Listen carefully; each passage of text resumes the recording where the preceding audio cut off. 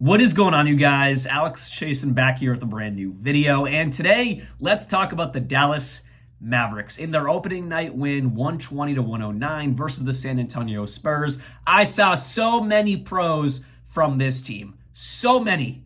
Let's just dive right into it. Klay Thompson. He has been the talk of the NBA for months now, dating back to last year. He's washed. He can't shoot threes anymore, can't play defense anymore. He's just not the same Klay Thompson we have been used to seeing for years prior. And in some respects, last year, yes, I would agree. It was a very down year for Klay Thompson. He got benched at times by Steve Kerr. I get it. I'm not arguing that. But if you look at the stats, he's still shot above league average from three. We're not talking about someone who became a bum. We're talking about someone who took a step back from where they were prior. But that narrative, can we just throw it out the window, please? Can we just throw it out the window, please? Until proven otherwise, because last night, 6 for 10 from three from Klay Thompson, 7 for 13 from the field, 22 points in the opening night victory for Klay Thompson. I know he went 0 for 9 in a preseason game. Sometimes it looks like his legs aren't under him. I get it. Believe me, I get it. But his job in Dallas is to do one of two things: shoot threes on a consistent basis and be efficient with it, and play solid perimeter defense. Just guard your yard. That's all he has to do. And last night, he did his job, because on top of those threes, he had 3 steals and his perimeter defense looked solid. That's all he needs to do. We don't need Klay Thompson here averaging 30 points per game. He doesn't even need to get 22 points like he did last night, but it was a statement performance by Klay Thompson. It was awesome to see. And it wasn't even just Klay Thompson.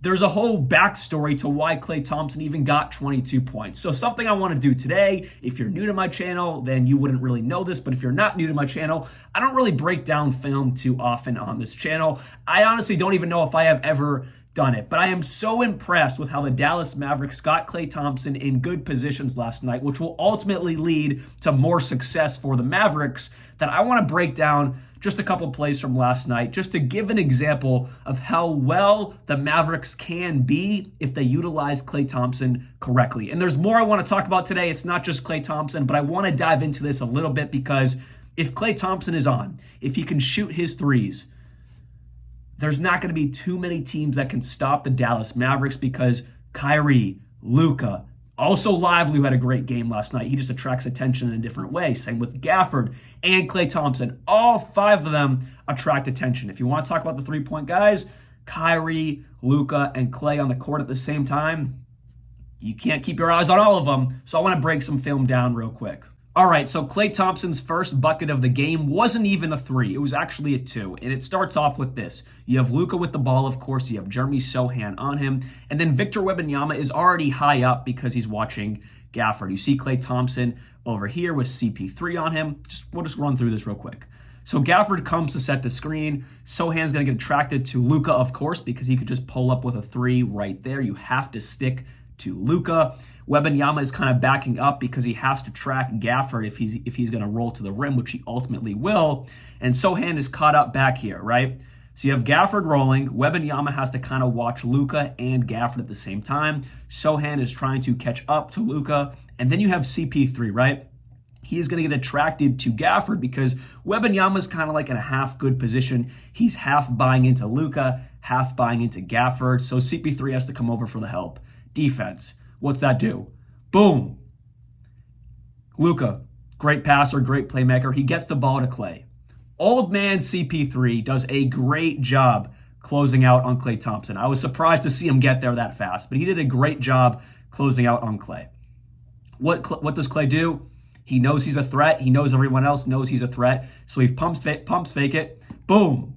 Easy jumper. And you're like, okay, he hit it too. That's a routine shot.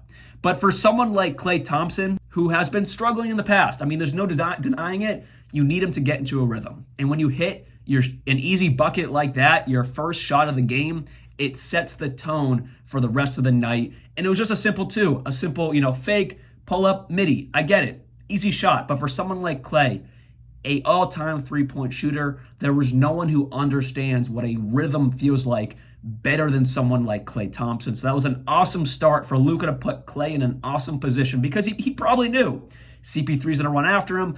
Klay's going to, fake it. He's going to get attracted to that. He's going to jump. Klay goes right around him for an easy 2. Great start by Klay Thompson. All right, so the first one was a 2. This one is later in the game. Mavericks already kind of have this one in reach, and Klay Thompson is going to hit a 3. So let's just analyze this real quick.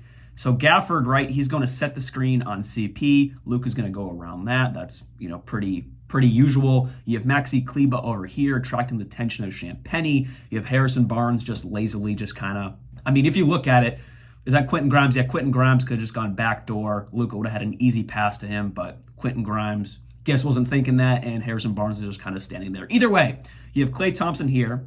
You have Keldon Johnson, who I don't believe always wore 0. I was kind of tripped out on that when I was watching. I think he changed his number this year. Either way, you have Klay Thompson right here, right? So, boom. Lively's going to roll. Similar play to the previous one where, Wembanyama kind of has to pick between Lively and Luka. I guess the other one was Gafford and Luka, but puts him in a weird spot. So CP3 originally was on Luka. He gets lost with Lively. He's stuck on him. And then Wembanyama is now going to have to get attracted to Lively. Keldon Johnson, since CP3 is stuck with Lively, Keldon Johnson had to be like, oh crap. He has to go jump at Luka. And what does that leave? Leaves one of the best three-point shooters of all time wide open. Wide open. He is going to take that shot 10 out of 10 times, and he's going to make it 9, if not 10 out of 10 times. If he wanted to, he could have dumped it off to Quentin Grimes, but if I'm Klay Thompson, no, I'm taking that shot. Because Harrison Barnes kind of decided to close out on Klay Thompson, which he kind of got there, but not really. Either way, that is a perfect read by Luka Doncic and also a fantastic play written up by Jason Kidd. So those were 2 particular moments in this game that I absolutely loved to see. The first one is just getting Klay Thompson into a rhythm, which set him up for a great night. And the second one, just a perfect executed play. And they did similar aspects of this last year, but that would have been Kyrie Irving, or that would have been Luka Doncic with that wide open shot. But now they add another weapon to the arsenal, and that is my whole point talking about this. It's not just Kyrie and Luka who are the great three-point shooters. Of course, they have other guys around them who can hit it, but now they bring in one of the greatest three-point shooters of all time who also catches attention, but in a play like that last one we saw, the eyes are going to be on Luka, which leaves Klay Thompson wide open. Fantastic performance by Klay Thompson. I don't expect him to be like this every night, but if he can just provide his three-point shot with average or above average perimeter defense, the Mavericks are in a great position to be ultra successful this season. The next point I want to make, Dereck Lively. I was interested to see if J. Kidd was going to start Lively or Gafford. He went with Gafford.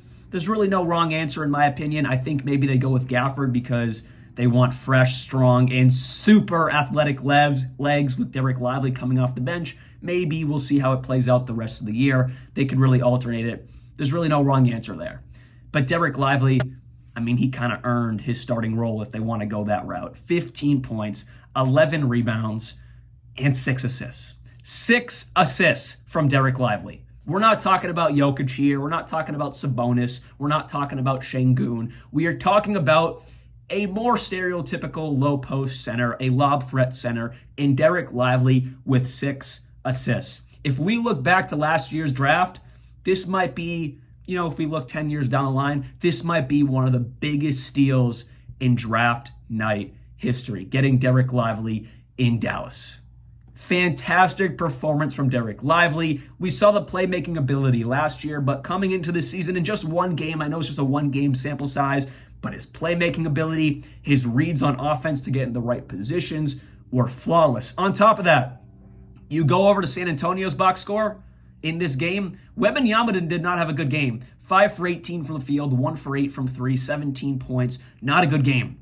The deterrence factor that Dereck Lively brings on the defensive end is amazing. This is going to be a long-time All-NBA defender in the NBA. Dereck Lively, he is just as important to this team as, Luka, Kyrie, Klay, the rest of the stars of this unit. Because Dereck Lively, you need a really good center to be ultra successful in the NBA. And this man is only 20 years old, and he is turning into one of the best role player centers in the league by far. And if he keeps up numbers like this, you could talk about him as a low-level all-star in the NBA. Dereck Lively is awesome to watch, and the kid is only, like I said, 20 years old. So it was just a great night for the Dallas Mavericks for the most part. If I'm going to nitpick some concerns here, the two guys that are supposed to be really good bench pieces for this team, Najee Marshall and Quentin Grimes, both were 1 for 6 from the field. Najee played 21 minutes and Quentin played 15 minutes. If you're going to want to rely on these guys long term, they're obviously going to have to do much better from that. But I'm not even going to say I'm concerned. It's one game.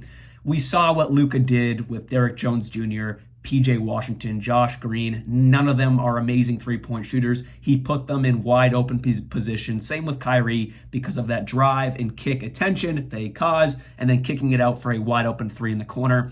These shots will fall. Not concerned, but if I were to nitpick something, like I said, just not a great performance from two bench guys that are supposedly supposed to be really important off this bench for this team. Jaden Hardy did good, 11 points, 3 for 6 from the field. They didn't really go too much deeper. Kleba did play. He had a really clutch block in this game as well. But overall, if you are a Mavericks fan, or if you're just interested in the Dallas Mavericks this season, they looked really good. They executed on the things they wanted to execute on. And then Klay Thompson, if he could just play 75% as well as he did last night, the Mavericks are going to be in a really good position this season. So anyways, that is all I have for you guys today. And how are you feeling about the Dallas Mavericks first game of the season? And also, how do you think the Dallas Mavericks season is going to play out? Let me know down in the comments below. I'll see you guys very soon. And like always, peace out.